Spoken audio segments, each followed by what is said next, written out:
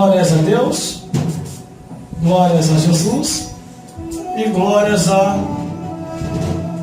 Espírito Santo de Deus. Já estamos por aqui já com o evangelista Marcos, que vai trazer essa mensagem para o coração de todos vós que estão na sintonia junto com a gente nesta emissora de rádio. Você daí, a gente daqui, pá de lá e pá de cá, e a glória de Deus nesse lugar. E você, a internauta que está nos vendo e ouvindo também pela internet, vai ser impactado com a mensagem da palavra de Deus. A paz do Senhor, evangelista Marcos. A paz do Senhor, pastor Gelson. É um prazer poder estar aqui nessa rádio abençoada, né? Quando você me convidou, foi uma alegria muito grande, porque eu sei que aqui a obra de Deus é feita nesse lugar, e eu já te conheço como homem de Deus, sei que você leva a obra de Deus a sério, e é um dos motivos de eu ter aceito esse convite nesse lugar. Glórias a Deus. Já para começar a nossa abertura aqui hoje, queria fazer uma pergunta. Como foi que você conheceu Jesus?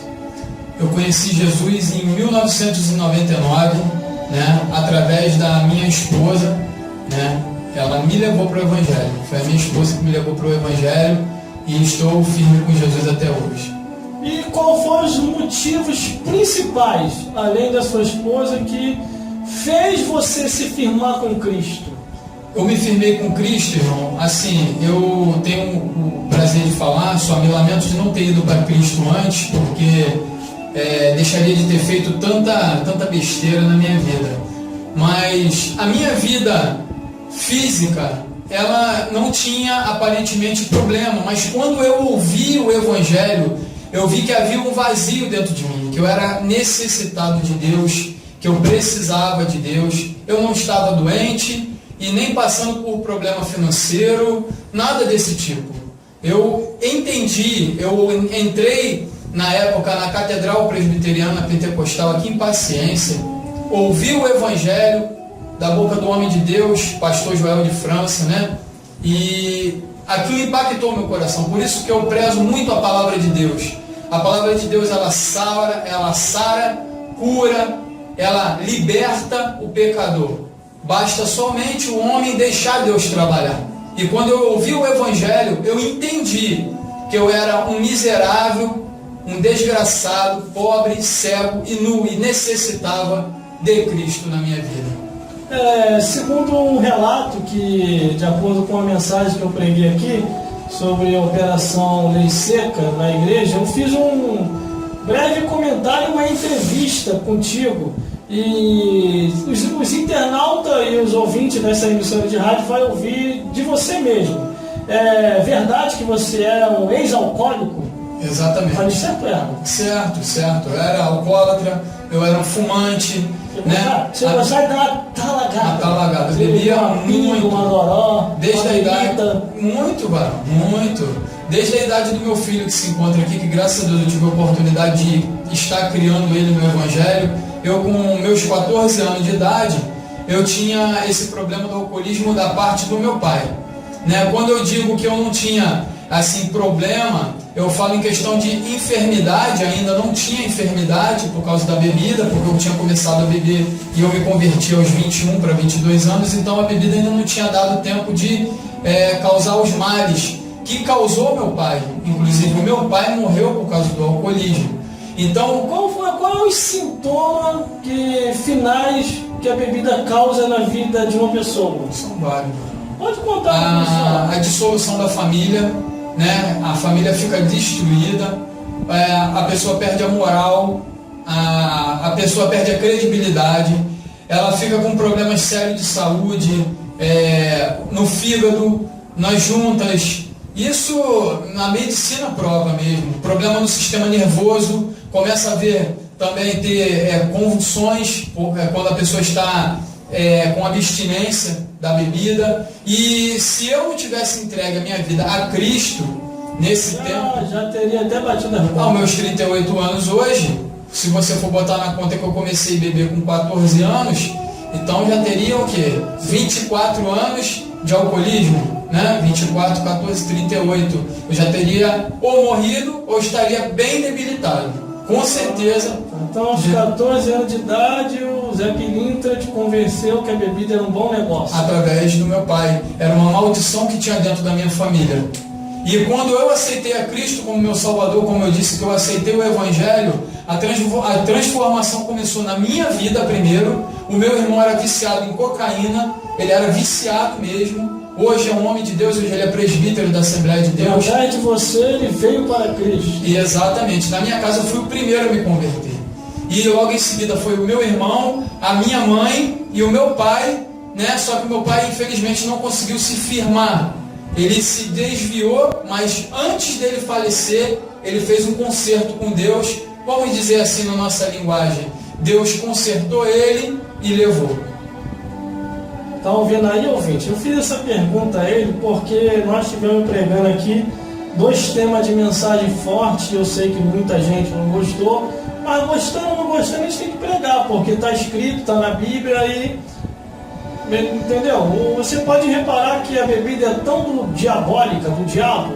O diabo já está fazendo propaganda na internet. O vinho do diabo e a cerveja dos demônios. Está lá na internet, se você jogar no grupo, está lá. Ou, se você, para não ter dúvida que é do diabo que a gente está falando, é só você ir para a encruzilhada. Você que pode dar uma talagada, você pega uma mesa e 2 cadeiras. Uma para você e outra para o diabo. E na encruzilhada você vai beber a luz de vela.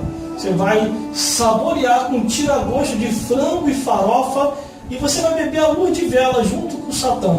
Então, não é de Deus. Você que está bebendo, se liberte disso. Se algum servo de Deus disse que não tem problema nenhum, foge disso. Porque a palavra de Deus condena. E a palavra de Deus diz que...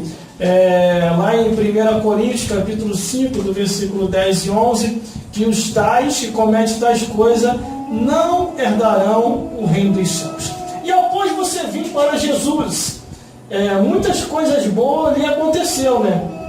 Deus te deu uma família bem estruturada, bem sólida, um filho que está no caminho do Senhor e tem feito a obra grandemente em sua vida. Você se arrepende em algum momento de estar servindo a Jesus? Eu me arrependo de não ter ido antes para Jesus. Eu teria evitado muita coisa e a minha família tinha sido salva antes, né? Inclusive, pegando o gancho do que você falou, o álcool, ele é a pior de todas as drogas. É a pior porque é divulgado em rede nacional, é a pior porque se tem acesso em qualquer lugar e todo mundo que chega a se viciar em outras drogas, ela começa antes no alcoolismo. Eu falo para você sem medo de errar, pode fazer pesquisa. Isso é científico, isso eu estudei, é científico.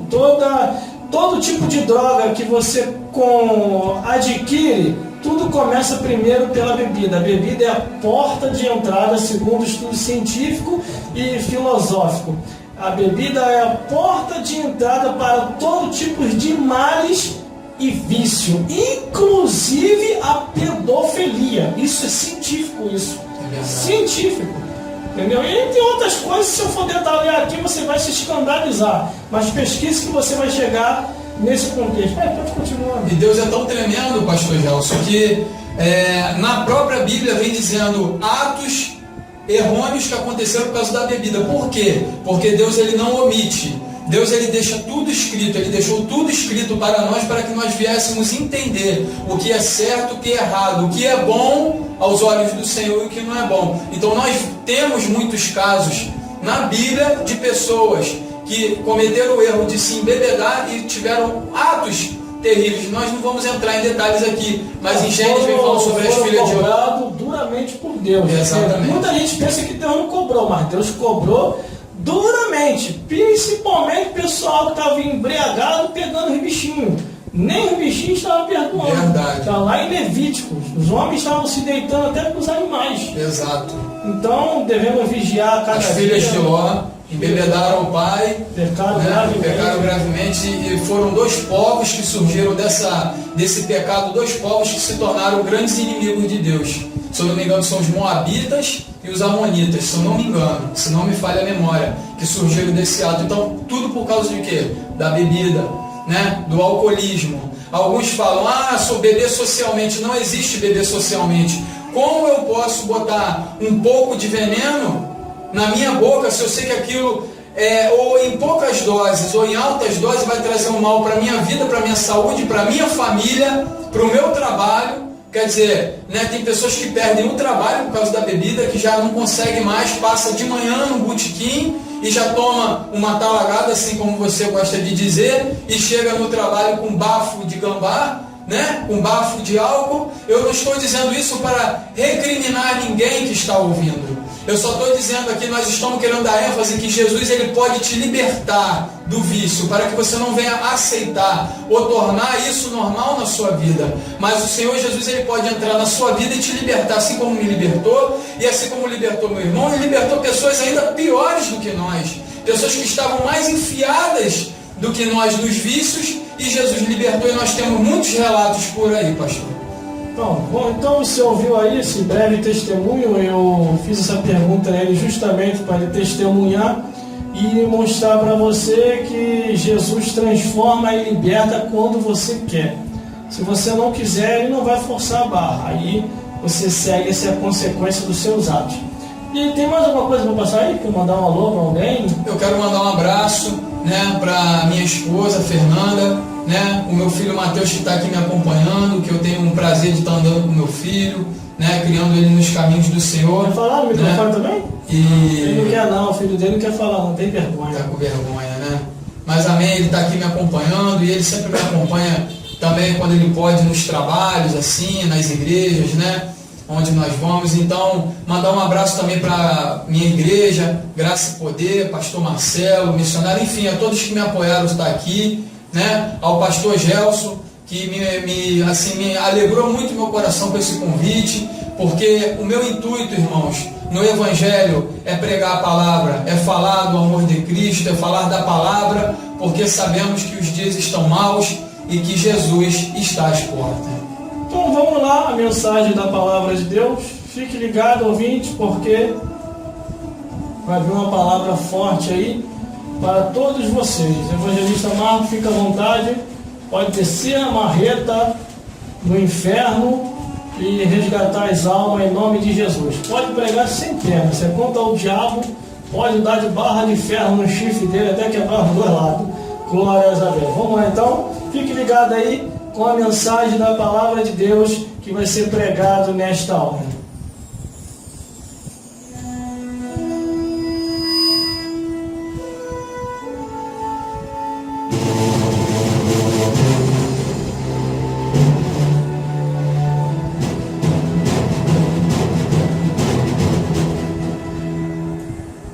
Glória a Deus.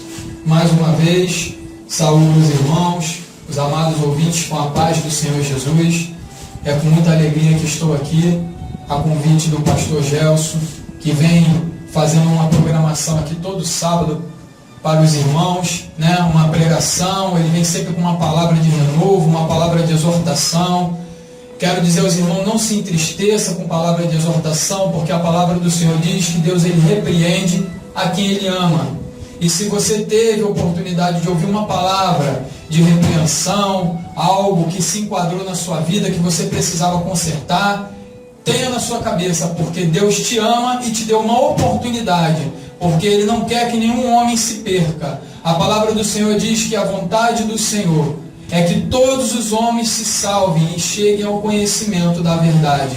E você faz parte do plano de Deus. Se vocês se encontram com a sua vida arruinada, ou algo está impedindo a sua alegria, fique ligado, porque a palavra de Deus, não a palavra do homem, mas a palavra de Deus é ela que liberta, ela que cura, salva, batiza com o Espírito Santo. A palavra de Deus é poderosa, ela é viva e eficaz. Fique ligado, não perca a sua atenção, porque nós vamos trazer uma palavra aqui em nome de Jesus, e eu sei que Deus vai abençoar as suas vidas. Amados irmãos, eu quero pedir para quem puder acompanhar, quem puder também estar só ouvindo, mas quem puder estar com a sua Bíblia, para que não fique só nas minhas palavras, para que você venha conferir com aquilo que está escrito no Evangelho de Cristo, no livro de Mateus, capítulo 25. Livro de Mateus, o Evangelho de Mateus, capítulo 25. Quem puder acompanhar com a sua Bíblia, mas quem também não puder, talvez você esteja no seu trabalho, ouvindo, então preste atenção, porque se você está ouvindo essa palavra que vai ser trazida do céu, como trouxe ao meu coração, alegria ao meu coração, de estar meditando nessa palavra, que está em Mateus capítulo 25. O título da mensagem é esse: o noivo vem aí. Você está pronto? É uma pergunta, irmão, que eu tenho que fazer a mim mesmo todo dia. É uma pergunta que você tem que se fazer todo dia. Eu estou pronto? O noivo vem aí. Será que eu estou pronto?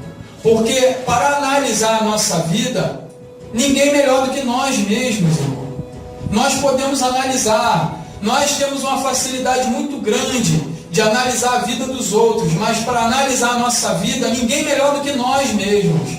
Ao invés de perdermos tempo de analisar a vida do próximo, a vida do vizinho, venhamos analisar a nossa vida para olhar e ver se estamos prontos para a volta, para a vinda do noivo. E o Evangelho, segundo Mateus, capítulo 25, ele diz que no versículo 1 até o versículo 13, irmãos, ele diz assim: então o reino dos céus será semelhante a 10 virgens que, tomando as suas lâmpadas, saíram a encontrar-se com o noivo. 5 dentre elas eram nécias e 5 prudentes. As nécias, ao tomarem as suas lâmpadas, não levaram azeite consigo. No entanto, as prudentes, além das lâmpadas, levaram azeite nas vasilhas. E tardando o noivo, foram todas tomadas de sono e adormeceram. Mas à meia-noite ouviu-se um grito: eis o noivo, saí ao seu encontro. Então se levantaram todas aquelas virgens e prepararam suas lâmpadas. E as nécias disseram às prudentes: dai-nos do vosso azeite, porque as nossas lâmpadas estão se apagando. Mas as prudentes responderam: não, para que não nos falte a nós e a vós outras. E diante aos que o vendem e comprai-o. E saindo elas para comprar, chegou o noivo, e as que estavam apercebidas entraram com ele para as bodas, e fechou-se a porta. Mais tarde chegaram as virgens nécias, clamando: Senhor, Senhor, abre-nos a porta. Mas ele respondeu: em verdade vos digo que não vos conheço. Vigiai, pois, porque não sabeis o dia nem a hora. Essa passagem, irmãos, é uma passagem muito conhecida. E eu, meditando nessa palavra, eu falei assim: como o casamento, como a união de uma família, ela é interessante, ela é importantíssima. Nós bem sabemos que o casamento hoje em dia anda muito desvalorizado pelo homem, mas o Senhor, ele tem o mesmo amor, o mesmo prazer pelo casamento, pela união do homem e da mulher. Vou deixar bem claro aqui: a união do homem e da mulher. Foi assim que Deus fez. Então, irmãos, quando eu li esse trecho de novo, essa passagem de novo, eu fiquei me perguntando: Senhor, por quê? Por que o Senhor fez uma comparação entre o reino dos céus com o homem? Como ele fez uma comparação do reino dos céus com o homem? E eu fui procurar saber como era o casamento daquela época. O casamento daquela época, ele era um pouco diferente do que nós conhecemos hoje, ou muito diferente. O casamento daquela época, primeiro, o noivo, ele escolhia a sua noiva, ou seu pai fazia isso, e era feito um contrato com eles, um acordo legal entre o noivo e a família da noiva. Quer dizer, o noivo, ele olhava para uma moça, ela sendo virgem, ela ainda ela não tinha sido prometida a ninguém, e ele ia até ela, e ele se declarava para ela, ele ia até a família da noiva, e se a família da noiva aceitasse aí sim unia a família do noivo. Era feito um contrato, um acordo legal entre o noivo e a família da noiva. Nesse acordo, ele se comprometia em pagar um dote, quer dizer, o noivo ele tinha que pagar um valor, o noivo ele tinha que pagar um preço, que na condição financeira dele tinha que ser um bom preço.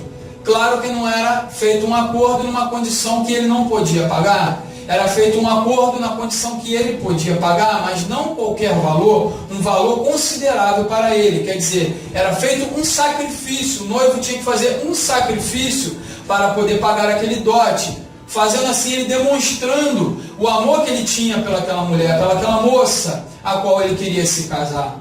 Esse dote, esse preço que ele pagava, demonstrava o amor, o apreço, quer dizer, a importância que aquela moça tinha para ele. Não podia ser a qualquer valor.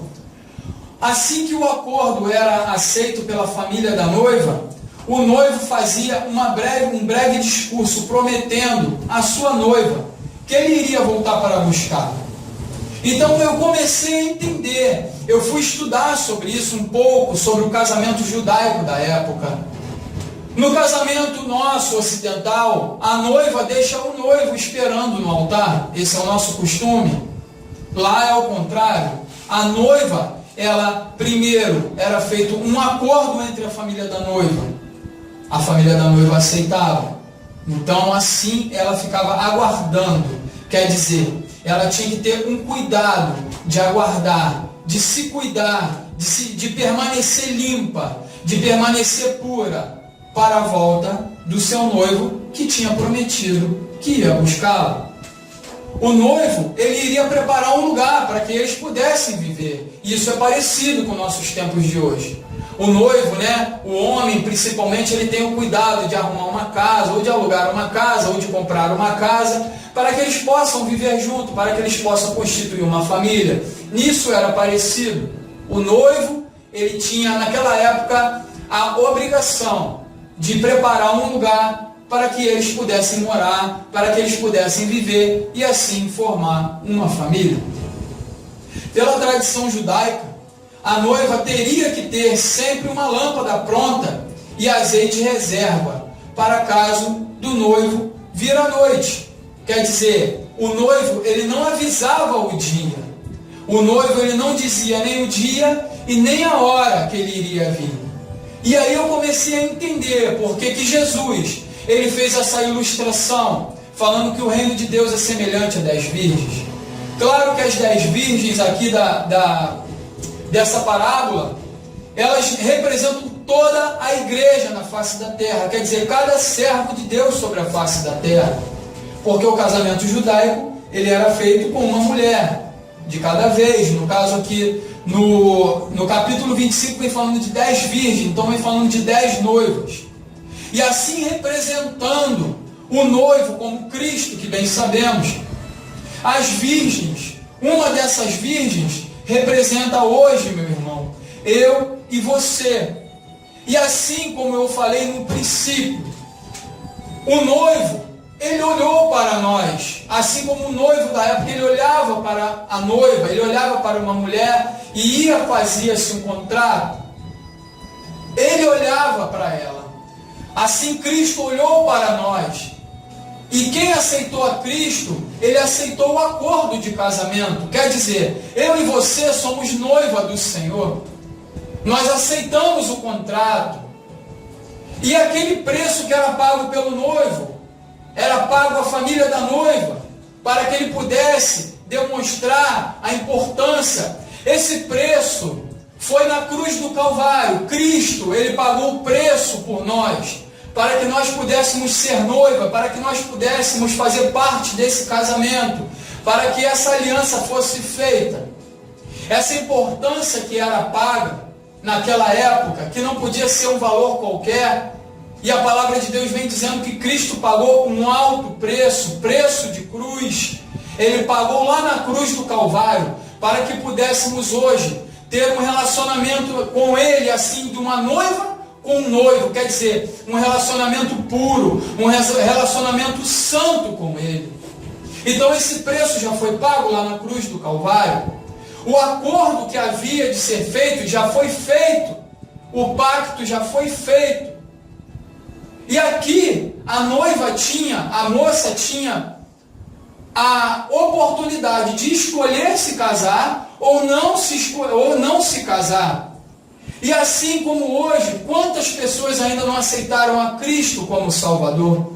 Quantas pessoas ainda não se tornaram noiva do Senhor?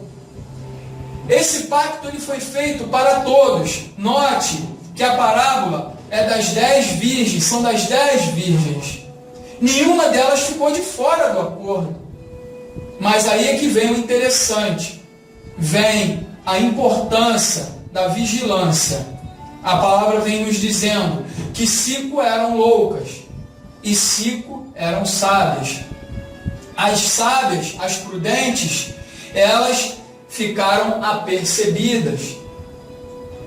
Elas tinham que preparar, assim que o acordo era feito entre o noivo e a família da noiva, o papel do enxoval, quer dizer, de toda a roupa, de toda a preparação mais básica, era da noiva. A noiva tinha a obrigação de permanecer com uma lâmpada pronta, azeite reserva, porque naquela época não existia iluminação pública. Então, se o noivo viesse à noite, como ela iria caminhar naquela escuridão, se a lâmpada dela não tivesse pronta?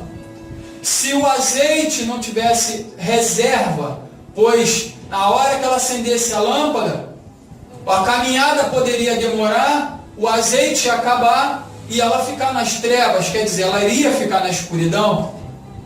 E quando a noiva preparava todo o enxoval, deixava o azeite pronto, deixava a lâmpada pronta, ela ficava aguardando, deixava o enxoval pronto. Só que ela não aguardava a vinda do noivo de qualquer maneira. Os estudos dizem que as noivas daquela época, na época de Jesus, elas usavam um véu. Quer dizer, esse véu específico vinha identificar que elas eram prometidas para alguém. Esse véu ele vinha identificar que elas não eram prostitutas. Esse véu vinha identificar que elas não eram qualquer pessoa. Esse véu vinha identificar que elas não eram uma qualquer. Esse véu vinha identificar que elas eram separadas, porque elas já tinham sido prometidas a um noivo. E esse noivo viria buscar. E hoje não é diferente. Eu e você que aceitamos a Cristo como Salvador, nós somos noiva do Senhor. E esse véu, espiritualmente falando, ele não pode sair de nossas cabeças. Esse véu, irmão, talvez alguém se pergunte o que significa esse véu nos dias de hoje. Esse véu significa, meu irmão, santidade ao Senhor. Esse véu significa obediência ao Senhor. Esse véu significa paciência, porque o noivo já vem aí. Os sinais já mostram que o noivo vem aí. Esse véu significa eu me apartar da bebedice. Esse véu significa eu me apartar da fofoca, da maledicência. Esse véu significa eu me apartar da desobediência, eu me afastar da desobediência, do adultério, da fornicação. Esse véu hoje significa aparta-te da fornicação.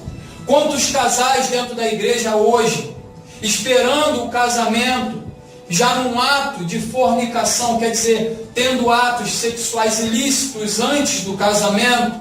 Isso diante da palavra de Deus não são palavras minhas, irmãos. Isso diante da palavra de Deus é pecado. O ato de fornicação é pecado. Você precisa se unir legalmente a essa pessoa. Você precisa se casar diante dos homens e diante de Deus, para que você possa ter um relacionamento sexual, tanto a mulher com o esposo, como o esposo com a esposa. Isso é o que a palavra nos diz. Então esse véu significa eu apartar a fofoca, a maledicência, a prostituição, a bebedice, a chocarrice, quer dizer, a zombaria. Quantas pessoas dentro das igrejas, irmão? Pessoas evangélicas, pessoas que aceitaram a Cristo, quer dizer, pessoas que aceitaram o pacto.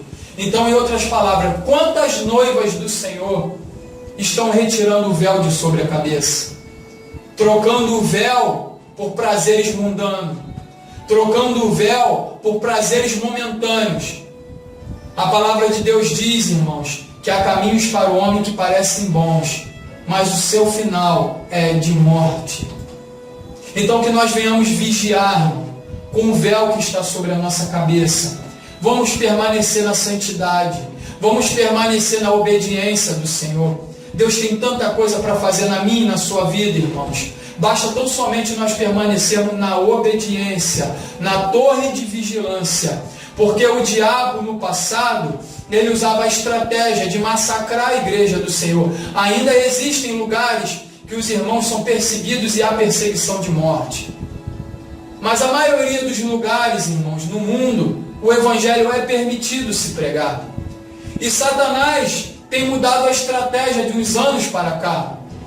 Como ele não conseguiu acabar com a igreja do Senhor, como Satanás ele não conseguiu acabar com a noiva do Senhor, ele matava crente, surgia mais crente, ele matava um, surgia 10. E o Senhor foi fazendo a sua igreja para que se cumprisse a palavra que Jesus disse a Pedro: tu és pedra, e sobre ti edificarei a minha igreja, e as portas do inferno não prevalecerão contra ela. A palavra do Senhor não volta vazia. Os anos se passaram, mais de 2000 anos se passaram, e a igreja do Senhor permanece aí, de pé. Mas Satanás astuto, como ele não conseguiu derrubar a igreja do Senhor com perseguição, com ameaças de morte, porque há muitos homens e mulheres valentes na face da terra pregando o evangelho sem interesse financeiro, mas somente com interesse espiritual. Satanás ele mudou sua estratégia. Como ele mudou sua estratégia? Já que eu não posso destruir a noiva do Cordeiro, já que eu não posso destruir a igreja da noiva do Cordeiro, a igreja que é a noiva do Cordeiro, eu vou tentar implantar no meio da noiva prostituição. Eu vou tentar implantar no meio da noiva fornicação. Eu vou tentar implantar no meio da noiva bebedice. Eu vou começar a implantar no meio da noiva do Senhor fornicação, pornografia e outras coisas mais. O desejo desenfreado da carne, Satanás tem colocado no meio da noiva do Senhor, no meio da igreja do Senhor. E o pior desviado, irmão, não é aquele que sai da congregação. O pior desviado é aquele que pensa que está na congregação, aquele que pensa que é crente, aquele que pensa que está no centro da vontade de Deus, mas não está. E uma das piores palavras que nós ouvimos hoje no meio da igreja é: não tem nada a ver, irmão. Que isso, irmão? Que negócio é esse de se casar virgem? Que isso, irmão? Que negócio é esse que não pode beber? Ué, então pega e rasga a palavra de Deus. Porque a noiva do Senhor, como eu dei uma prévia, como era o casamento antigo, ela tinha que usar um véu.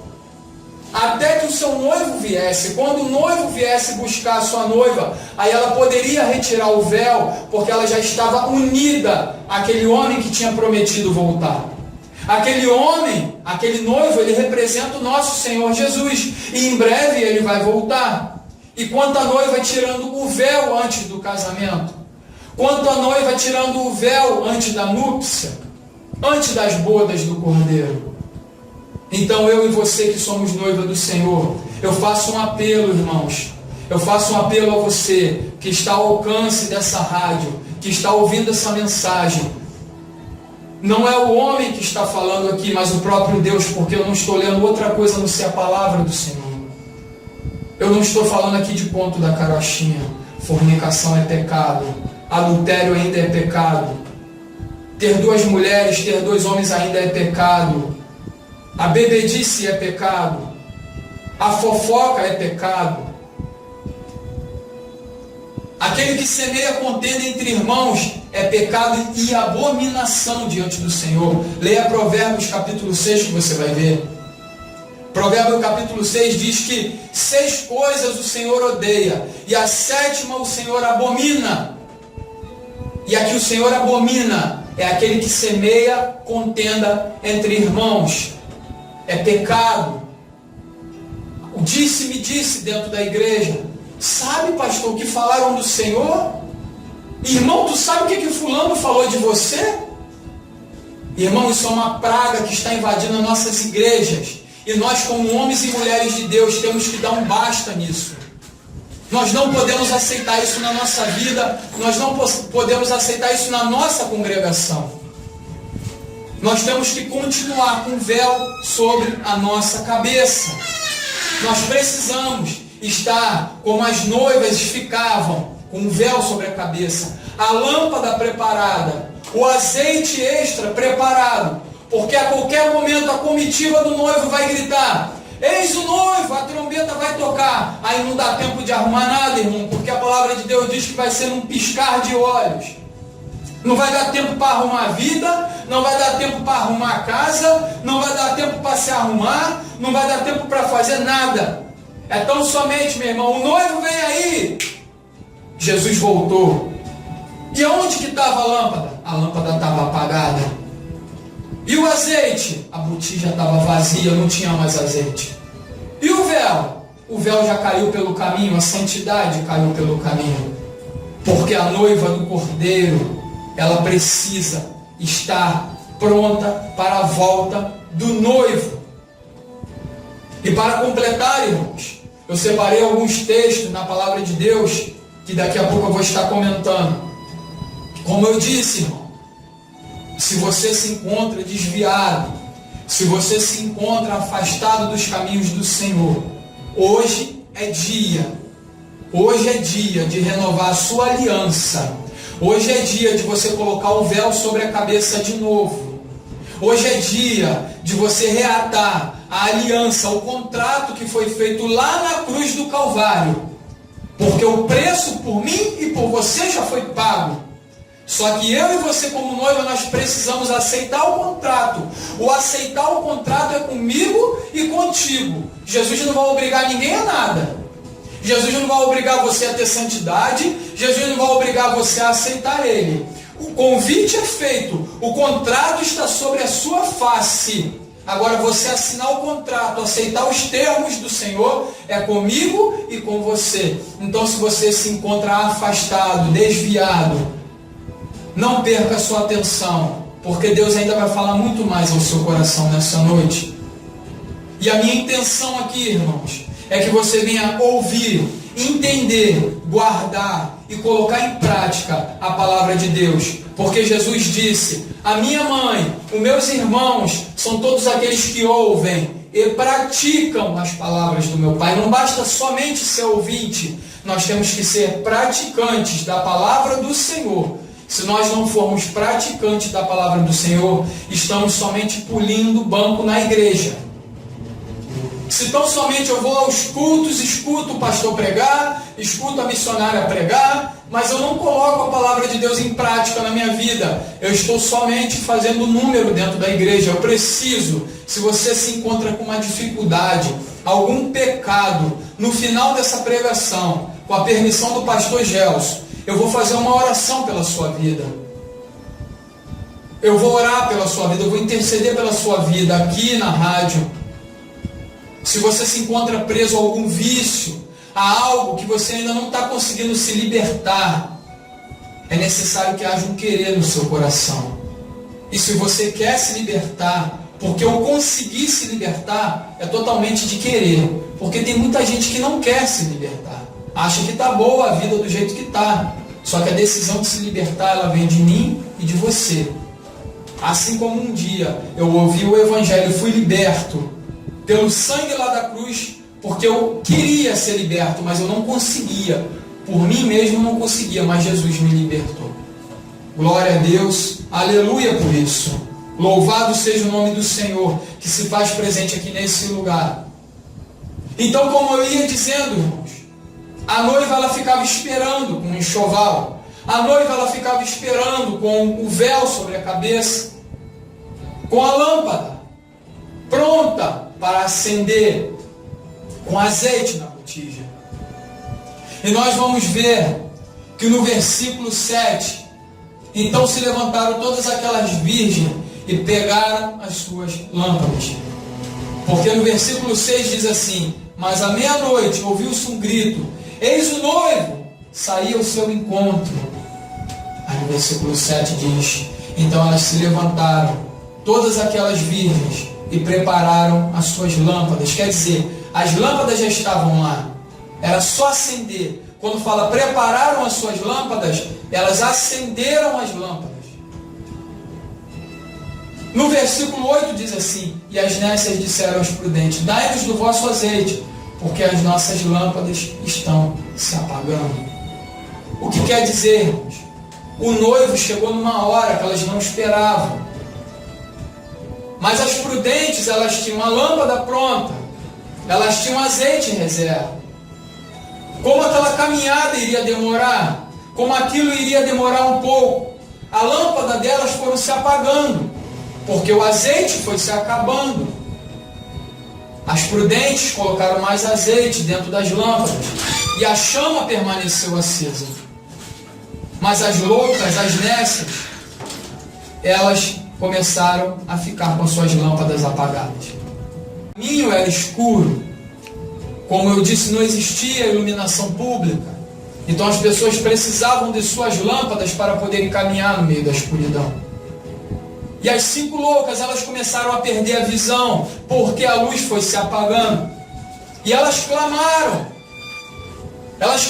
às prudentes: dai-nos um pouco do vosso azeite. Elas falaram: não, para que não acabe o nosso azeite também.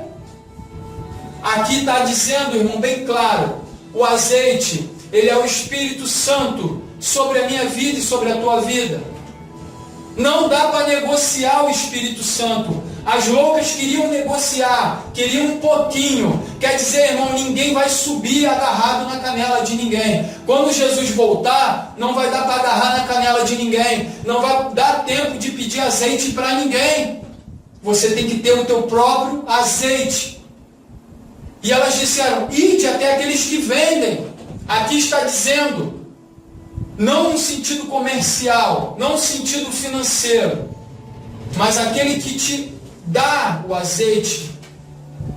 Aqueles que comercializavam o azeite naquela época é representado pelo Deus Pai.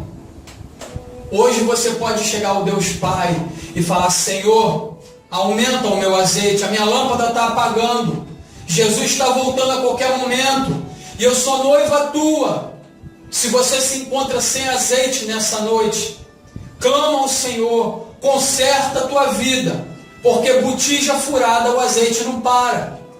E cada situação errada que você se encontra é um furo na tua botija. Você vai encher de azeite, o azeite vai vazar. Você vai encher de azeite, o azeite vai vazar. Em outras palavras, você tem um pecado oculto, você tem algo que você precisa sair, algo que você precisa parar. Você vai na igreja, você busca, Deus te enche de azeite, mas você volta para casa e continua com as mesmas práticas. A botija está vazia, o azeite vai vazar e você vai continuar com a sua lamparina apagada. Então aquilo que você tem para consertar, conserta hoje, clama ao Senhor. Deus, Ele é maravilhoso. Se Ele está te dando a oportunidade de ouvir essa mensagem hoje, meu irmão, porque Ele não quer que você se perca. Ele não quer que você seja lançado nas trevas profundas. Ele não quer que você venha se perder. Ele não quer que você venha sair da presença dEle, porque Ele te ama muito. Talvez você esteja passando uma situação difícil.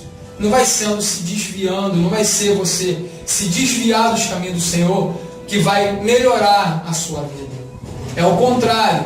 Se você está passando alguma situação difícil, alguma luta, alguma tribulação, você tem que melhorar ainda mais, enche mais de azeite, manter a sua lâmpada acesa, que o Senhor dos Exércitos vai te dar vitória nessa noite. Eu creio na palavra do Senhor, eu creio no que está escrito na palavra, irmãos.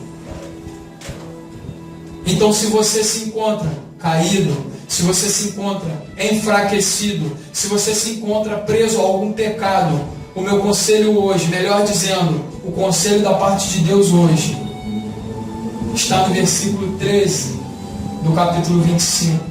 Vigiai, pois porque não sabeis o dia nem a hora. Pode ser agora, irmão. Pode ser daqui um minuto, daqui um segundo. Nós não sabemos o dia e nem a hora. E é sobre isso que eu vou falar um pouquinho agora mais. Nós já falamos sobre a noiva, sobre o casamento, quer dizer, sobre o compromisso que nós firmamos com Deus. E se tem alguém que ainda não firmou o compromisso, faça hoje, porque Jesus quer te salvar, Ele quer mudar a história da tua vida, quer te libertar. Mas não dá para servir a Jesus de qualquer maneira. Não dá para servir a Cristo sem o véu, quer dizer, sem santidade. Porque sem santidade ninguém verá a Deus.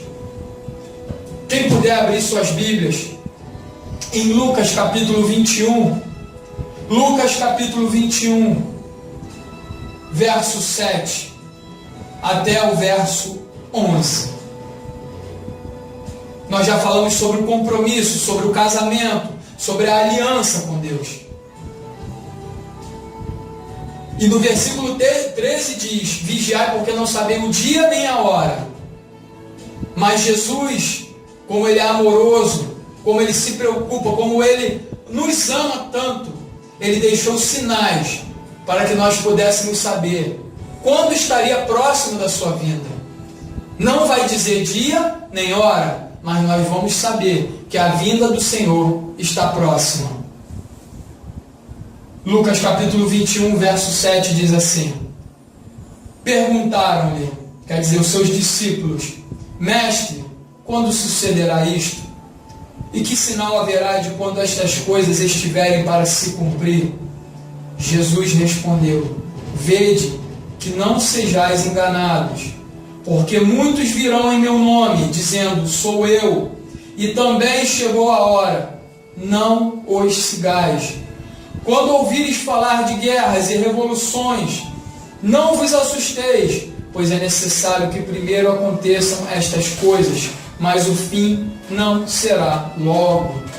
Então lhes disse: levantar-se-á nação contra nação, e reino contra reino. Haverá grandes terremotos, epidemias e fome em vários lugares, coisas espantosas, e também grandes sinais do céu. Então aqui vem dizendo um pedaço, irmão, do que já está acontecendo nos dias de hoje. No versículo 8 vem dizendo: muitos dirão: sou eu, o Cristo. Quantos falsos cristos nós vemos se levantando por aí? Quantas pessoas batendo no peito dizendo ser o Cristo encarnado ou reencarnado? Que heresia, meus irmãos! E quantas pessoas seguindo a esses falsos cristos? Esse é um dos sinais, irmão. Eu estou querendo alertar vocês sobre os sinais, para que você venha fazer uma pesquisa na internet para falar assim: será que esse irmão está falando abobrinha? Será que esse irmão está falando besteira? Pode pesquisar na internet. Você vai ver quantas pessoas se dizendo sendo o Cristo e não sendo nada, a não ser espíritos de demônios enganadores, e arrebanhando muitas pessoas, porque falta o conhecimento da palavra. Porque se essas pessoas conhecessem a palavra, elas não seguiriam esses homens. No versículo 9 diz assim: quando ouvirdes falar de guerras e revoluções, não vos assusteis, pois é necessário que primeiro aconteçam estas coisas, mas o fim não será logo. Então lhes disse: levantar-se-ão nação contra nação e reino contra reino. Talvez alguém fale assim: mas guerra existe desde o princípio do mundo? Sim. Existem guerras tribais? Sim. Davi guerreou contra os filisteus. Mas Jesus não está falando dessas guerras pequenas. Quando Jesus estava alertando, Ele estava falando sobre grandes guerras. Podemos ver que está escrito: e levantar-se-ão nação contra nação e reino contra reino. Jesus está falando de guerras mundiais, irmãos. Jesus estava falando sobre a primeira grande guerra e a segunda grande guerra mundial, onde todas as nações do globo terrestre foram envolvidas na guerra, tanto direta como indiretamente. E foi um tempo de matança muito grande, um tempo de fome muito grande, de escassez. E Jesus veio dizendo que era necessário que essas coisas acontecessem. Quando Ele diz que é necessário, não é que é a vontade de Deus, mas porque Deus Ele não interfere no meu e no teu querer. Deus Ele não interfere, Ele deixa você viver a sua vida livre. Faça o que quiser, mas no final das contas não reclama, porque o preço vai ser cobrado. o preço vai ser cobrado, porque a vida que eu e você temos nem nossa é. Essa vida vem de Deus. Esse fôlego de vida vem de Deus. Não foi nosso pai, não foi nossa mãe. Eles apenas foram um canal para que nós fôssemos gerados na face dessa terra. Agora o fôlego de vida, quem dá é Deus. E Ele vai pedir conta de cada ato meu e seu. Por isso a importância de termos uma aliança com o noivo. Por isso a importância de estarmos ligados com o noivo, com o nosso véu sobre a nossa cabeça, com a santidade, fazendo a vontade do Senhor. Eu quero te fazer um apelo, meu irmão. Não pense na opinião do mundo, nem na opinião dos homens. Se importe com a opinião de Deus e deixa que Deus faz o resto na sua vida. Faça a vontade de Deus e deixa que Deus faz o resto. Transformação na família, Ele vai fazer. Aquilo que você necessita para viver, Ele vai trazer a existência. Mas você precisa buscar o reino de Deus e a sua justiça, para que as coisas que você necessita sejam acrescentadas. Deus tem compromisso com aqueles que têm compromisso com Ele. Deus não é um Deus descomprometido. Deus não é um Deus que trabalha de qualquer maneira. A palavra do Senhor nos diz assim: sede santos, porque eu, Senhor, sou santo. Nós temos que buscar essa santidade todo dia. Ainda que com nossas fraquezas, ainda que com nossas debilidades, nós precisamos buscar a santidade. Não nos conformar com o pecado. Não podemos nos conformar com esse mundo. Quer dizer, tomar a forma desse mundo. Nós precisamos lutar cada dia contra o pecado, contra o engano. Nós precisamos lutar contra Satanás, porque a nossa guerra é contra os espíritos malignos. E dando continuidade, irmão, diz assim: e haverá grandes terremotos, e epidemias, e fome em vários lugares, coisas espantosas e também grandes sinais do céu. Então a volta de Jesus, ela seria precedida por esses sinais. Aconteceriam essas coisas. Então nós já falamos de guerra mundial, já aconteceu. Nós já falamos de grandes terremotos. Se você for fazer uma pesquisa também na internet, você vai ver que o número de terremotos de 10 anos para cá, ele mais do que dobrou. Até no Brasil está acontecendo terremoto, coisa que não acontecia. Grandes sinais do céu. A terra está gemendo, irmão. Toda a terra está gemendo. Todo o planeta geme de dor. Por causa da iniquidade do homem, por causa da maldade do homem que vem se multiplicando. Por causa da maldade que vem crescendo. E se não fosse para o nosso espanto, crescendo até no meio do povo de Deus. Então nós precisamos estar na torre de vigilância. A palavra de Deus diz que o amor de muitos esfriaria. Eu não posso evitar que o amor de muitos se esfrie, mas eu e você podemos evitar que o amor em nós se esfrie. Você vai dar conta da sua vida, eu vou dar conta da minha vida para Deus. Então que nós venhamos buscar a face do Senhor. A palavra de Deus também diz, no versículo 20, do mesmo capítulo 21, quando porém vir de Jerusalém sitiada de exército, saber que está próxima a sua devastação.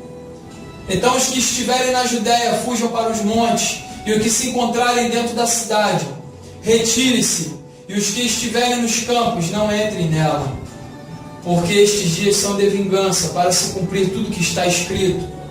Ai das que estiverem grávidas e das que amamentarem naqueles dias, porque haverá grande aflição na terra, e ira contra este povo, está falando dos judeus, cairão a fio de espada e serão levados cativos para todas as nações, e até que os tempos dos gentios se completem, Jerusalém será pisada por eles.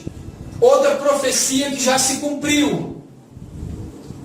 No ano 70 depois de Cristo, Israel foi sitiada pelos romanos. O exército romano invadiu Israel de uma tal forma que o exército romano era tão perverso, irmãos, que eles rasgavam a barriga das grávidas. Por isso que está escrito aqui: ai das que estiverem grávidas e das que amamentarem na terra, porque até seus filhos foram mortos. Essa profecia já se cumpriu. Era algo que precedia a volta de Cristo. E vou além. Israel foi sitiado. Mais de 1 milhão de judeus foi morto nesse sítio de Roma.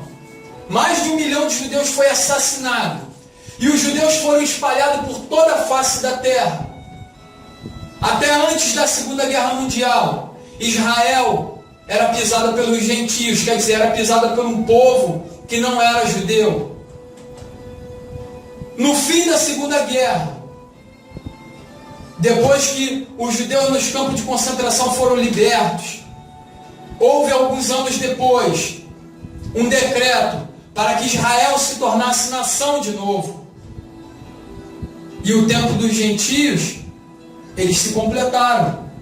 No versículo 24 está dizendo: Jerusalém será pisada por eles. E foi pisada por eles por quase 2000 anos.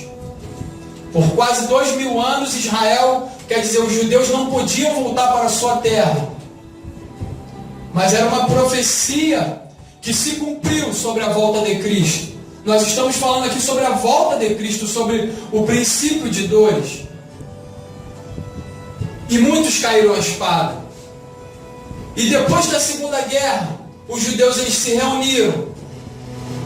E um grupo de homens resolveu transformar, quer dizer, as nações resolveram transformar Israel em nação de novo. Israel se tornou nação e voltou a ser pisada pelos judeus. Outra profecia que se cumpriu. Nem os cientistas, meus irmãos, nem homens estudados podem negar a infalibilidade da Bíblia. Quer dizer, a Bíblia não falha. Todas as profecias estão se cumprindo. Os sinais estão aí. Jesus está voltando. Você está esperando o quê? Tudo isso que eu li para você está escrito na sua Bíblia. Vai conferir. Lucas capítulo 21 fala sobre. Mateus capítulo 24 fala sobre isso. Atente para a palavra de Deus. Você que está ao alcance dessa emissora abençoada, venha dar ouvidos à voz de Deus. Não agrave os seus ouvidos, porque os sinais já estão se cumprindo. E cada dia se cumpre mais. A iniquidade sobre a face da terra, a maldade sobre a face da terra foi profetizada. E para finalizar, meus irmãos, meus amados, essa mensagem, eu queria pedir aos irmãos que pudessem abrir em 2 Tessalonicenses capítulo 4. Quem puder acompanhar, para que não fique só nas minhas palavras, porque, como eu disse, o que está sendo pregado aqui é a palavra de Deus. Então conserta a tua vida, porque hoje ainda há esperança para você. Se você não aceitou a Cristo, aceite hoje como seu Salvador. Se você anda com a sua vida desconcertada, vivendo o Evangelho de qualquer maneira, já foi falado sobre os sinais, já foi falado sobre compromisso. Agora nós vamos falar sobre a grande e terrível tribulação que há de vir sobre a face da terra. 2 Tessalonicenses capítulo 2. 2 Tessalonicenses capítulo 2. Capítulo 2, versos 7 ao verso 12. Diz assim: com efeito, o mistério da iniquidade já opera, e aguarda somente que seja afastado aquele que agora o detém. Então será de fato revelado o iníquo, a quem o Senhor Jesus matará com o sopro de sua boca, e o destruirá pela manifestação de sua vinda. Ora, o aparecimento do iníquo é segundo a eficácia de Satanás, com todo o poder e sinais e prodígios de mentira, e com todo o engano de injustiça aos que perecem, porque não acolheram o amor da verdade, para serem salvos. E por este motivo, pois que Deus lhes manda a operação do erro, para darem crédito à mentira, a fim de serem julgados todos quantos não deram crédito à verdade. Antes, pelo contrário, deleitaram-se com a injustiça. É o que está acontecendo nos dias de hoje. As pessoas estão se deleitando com a injustiça. Mas vamos começar pelo versículo 7, ao qual eu comecei lendo aqui. Com efeito, o ministério da iniquidade já opera e aguarda somente que seja afastado aquele que agora o detém. Eu vou explicar para os irmãos que talvez não saibam desse versículo. O ministério da iniquidade é o anticristo propriamente dito, é o próprio Satanás. É o próprio Satanás encarnado em um homem, que em breve irá governar por 7 anos essa terra, com a permissão de Deus. E o mistério da iniquidade que já opera, ele está somente aguardando que se retire aquele que o detém. E esse que o detém, esse que detém o ministério da iniquidade, o mistério da iniquidade, é o Espírito Santo de Deus que habita no meu coração, que habita na minha vida e na vida de todos os servos tementes a Deus, na vida de todos aqueles que aguardam a vinda de Cristo. Esse mesmo Espírito Santo que habita na vida daqueles que estão buscando a cada dia a santidade.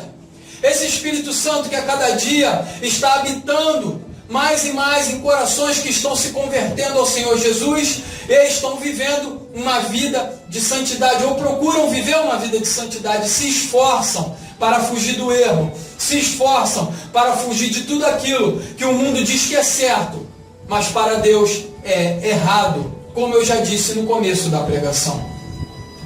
Então, quando o Espírito Santo for tirado, talvez alguém se pergunte: quando, irmão, isso vai acontecer?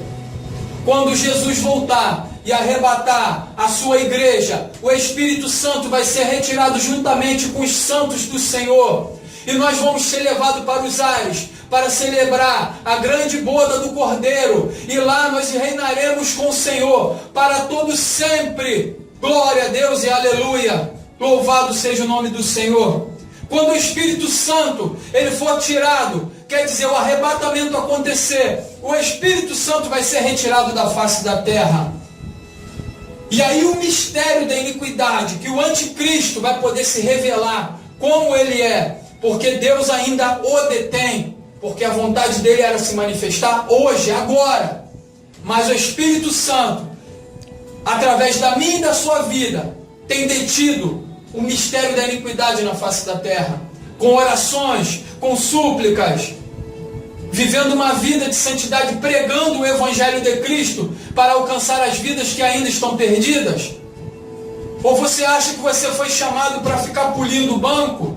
Ou você acha que você foi chamado para o Evangelho para Deus te dar uma casa nova, te dar um carro do ano, ou te dar um dinheiro muito grande? Não, Deus ele te chamou para viver uma vida de santidade. Ter uma casa nova é muito bom, irmão. Ter muito dinheiro no bolso, isso é bom, mas isso não pode estar em primeiro lugar na minha e na sua vida. O que tem que estar em primeiro lugar na minha e na sua vida é a santidade ao Senhor, é a aliança que o Senhor fez conosco e a esperança da sua salvação. Aquilo que tiver que vir de material para mim e para a sua vida, o Senhor vai acrescentar. Não precisa eu barganhar com Deus, não precisa eu fazer campanha louca com Deus, é somente eu obedecer a Deus, andar em santidade, buscar o reino de Deus e a sua justiça, que tudo aquilo que eu necessito será acrescentado na minha e na sua vida. Assim diz a palavra do Senhor. Então, quando o mistério da iniquidade ele começar a operar sobre a terra, irmãos, serão dias terríveis, que a palavra diz que serão dias tão terríveis como nunca houve e nunca haverão jamais dias terríveis como esse. O anticristo vai se levantar. Aqueles que estavam desapercebidos, quer dizer, as noivas que não tinham suas lâmpadas acesas e nem tinham azeite em reserva, como eu comecei pregando sobre as noivas. Essas 5 noivas vão ter a porta fechada sobre as suas caras, sobre os seus rostos. E elas vão querer entrar no reino e não vão poder. Vão ficar padecendo na face da terra. E talvez alguém fale assim: ah, irmão, mas eu vou permanecer firme com Deus. Sim, você pode até se esforçar. Mas se com o Espírito Santo de braços abertos para você hoje. Você não quer viver em santidade com o Senhor? Imagina quando o Espírito Santo for retirado da face da terra. Que dificuldade você vai passar, meu irmão? Você acha que vai ser fácil viver nesse mundo? Você acha que vai ser fácil viver sobre o governo do anticristo? A perseguição será tão grande que você não vai aguentar. Você vai ser perseguido. Você vai ser obrigado praticamente a aceitar a marca da besta, senão você não vai conseguir comprar alimento, nem comprar água, nem ter iluminação na sua casa, muito menos andar pela rua. Você acha que vai ser fácil? O Senhor está te chamando hoje para um compromisso. O Senhor está te chamando hoje para uma aliança, para que você não venha padecer na grande tribulação. Ou pior, se você morrer antes da grande tribulação, também o inferno, que não foi preparado para você, foi preparado para Satanás e seus demônios. Deus não fez o inferno para o homem, foi feito para Satanás e os seus demônios. O homem entra lá de intrusão, porque a salvação está aberta e está à disposição de todo aquele que aceitar a Cristo como Salvador. Então se dará o fato, no versículo 8, que revelado iníquo, a quem o Senhor Jesus matará com o sopro de sua boca. Quer dizer, no final da grande tribulação, Jesus vai vir e vai esmagar Satanás com o sopro de sua boca. Ora, o aparecimento do iníquo é segundo a eficácia de Satanás, com todo o poder e sinais e prodígios da mentira. Ele vai operar sinais e prodígios, muitos vão pensar que ele é o Messias, mas ele é o próprio Satanás operando prodígios para enganar as pessoas que vão ficar sobre a face da terra. E com todo engano de injustiça aos que perecem, porque não acolheram o amor da verdade para serem salvos. O amor da verdade está sendo pregado hoje para você. A palavra está sendo pregada, está sendo lançada não só aqui. Igrejas estão abertas anunciando o Evangelho. Homens e mulheres estão pela rua evangelizando. Quantos folhetos você pegou? Quantas palavras você ouviu? Até quando você vai esperar para aceitar? Como diz aqui no versículo 10, o amor da verdade para ser salvo. E no versículo 11, é por este motivo, pois que Deus lhe manda a operação do erro para darem crédito à mentira. Versículo 12, a fim de serem julgados todos quanto não deram crédito à verdade, antes, pelo contrário, deleitaram-se com a injustiça. A verdade está sendo pregada aos quatro cantos do mundo. Hoje em dia, com a tecnologia igual hoje, no tempo dos discípulos, eles não tinham uma rádio como essa para evangelizar. Eles não tinham microfone para pregar. Eles não tinham a internet, ou não tinha nenhum meio de tecnologia para poder evangelizar. Tudo era feito na boca. Tudo era feito no corpo a corpo ali. E hoje nós temos a tecnologia ao nosso favor, pregando o evangelho aos quatro cantos do mundo pela internet, pelas rádios, pelo WhatsApp, Facebook, enfim, todos os meios de comunicação. Todos os meios de comunicação. Aleluia, glória a Deus. Para que nós pudéssemos chegar ao conhecimento da verdade. Para que nós pudéssemos chegar ao conhecimento do amor que salva. E para finalizar, irmãos, já passou a minha oportunidade com o pastor Gelson. Quero te fazer um apelo a você que escutou. Você vai esperar morrer sem Jesus? Você vai esperar morrer no erro? Ou você vai esperar a igreja ser arrebatada e padecer nesse mundo sobre o domínio do anticristo? As portas estão abertas, irmão. A porta da salvação ela está aberta, mas ela é estreita. Ela só passa você. Não passa a bagagem do pecado junto com você. Jesus falou assim, ó, cuidai por entrar pela porta estreita, porque largo é o caminho que conduz à perdição, e muitos são que entram por ela. A porta é estreita, mas ainda dá para passar, porque a porta está aberta. A porta é estreita, mas a porta está aberta.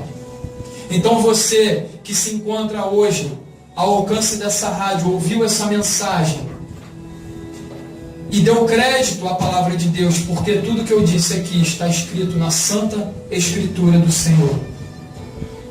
e você se encontra num pecado, você se encontra desviado, você se encontra enfraquecido na fé, e você se encontra talvez por um pecado preso, não conseguindo servir a Cristo, eu quero, com a permissão do pastor Gelson, fazer uma oração pela sua vida, orar pela sua vida.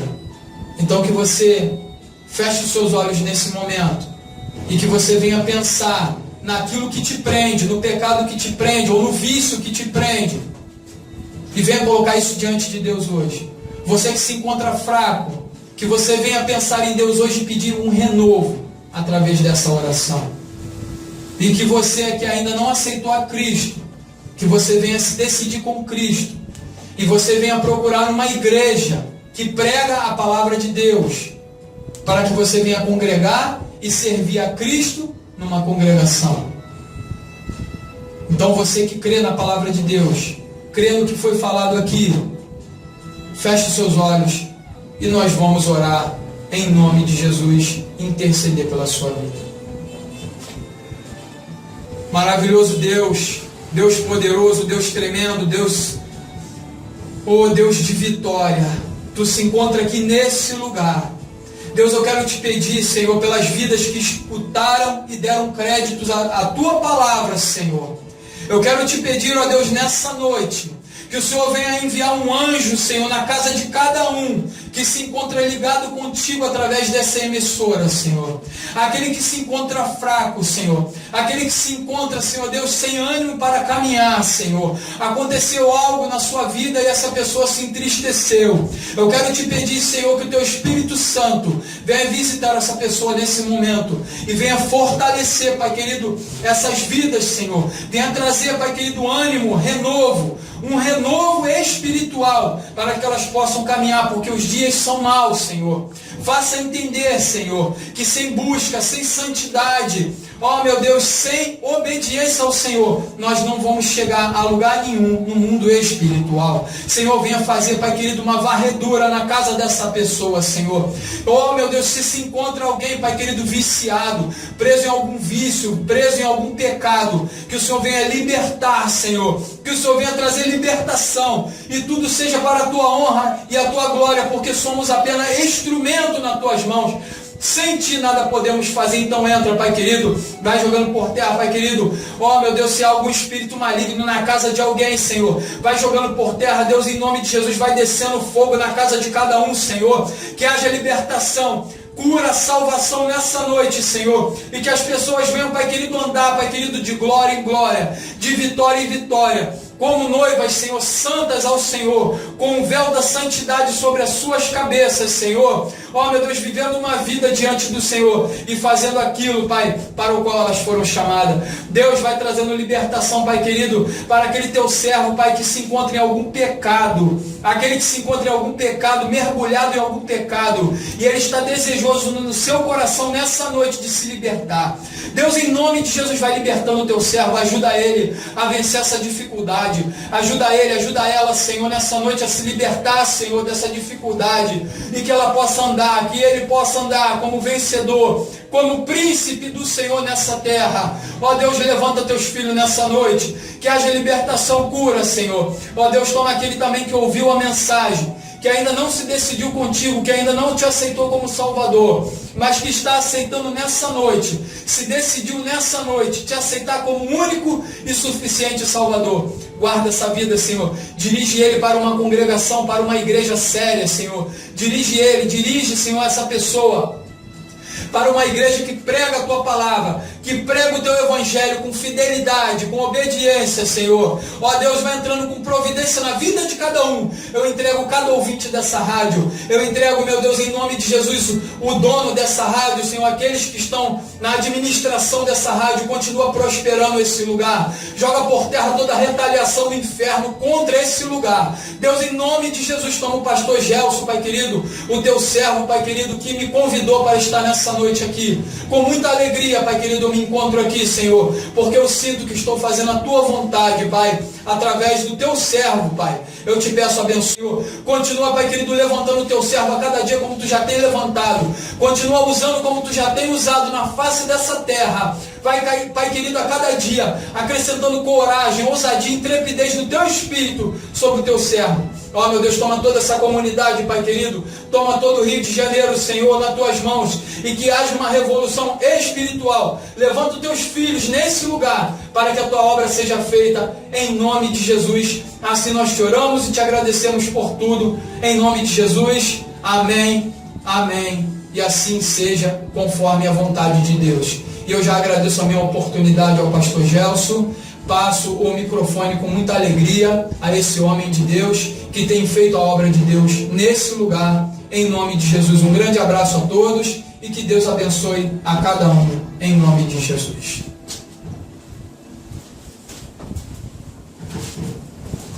Glórias a Deus. São exatamente 19 horas e a gente fica por aqui mesmo, prometendo voltar sábado que vem, no mesmo horário e no mesmo canal. Você que ouviu essa mensagem aí, poderosa, sábado que vem tem mais. Fique ligado, porque Deus tem coisas grandes e firmes que você não conhece, mas Deus vai fazer você conhecer através da palavra dele. Fique, não tem alguma coisa para falar? Quer falar mais alguma coisa? Tinha que falar, eu falei, Então tá bom, Tom. Então vamos ficar por aqui mesmo até sábado que vem, se Deus quiser. A rádio que comemora a sua vitória. Nova Geração FM.